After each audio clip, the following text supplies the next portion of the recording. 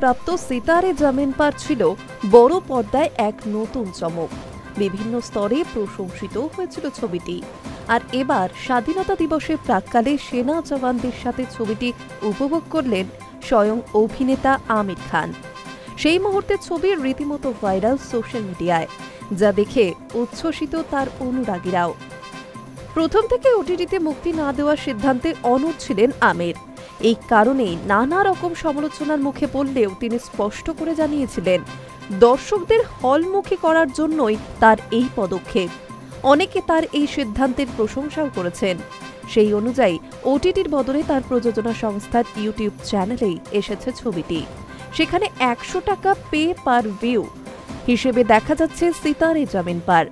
৮০ কোটি টাকার বাজেটে নির্মিত এই ছবি মুক্তির মাত্র ৪ দিনেই বিশ্বজুড়ে ছুঁয়েছিল ১০০ কোটির বক্স অফিস কালেকশন। ২০০৭ সালের কালজয়ী তারে জামিন পারের সিকুয়েল এই স্পোর্টস ড্রামায় আমিরকে দেখা গিয়েছে একজন বাস্কেটবল কোচের চরিত্রে। ছবিতে রয়েছেন জেনেলিয়া ডিসুজাও। Hi news network.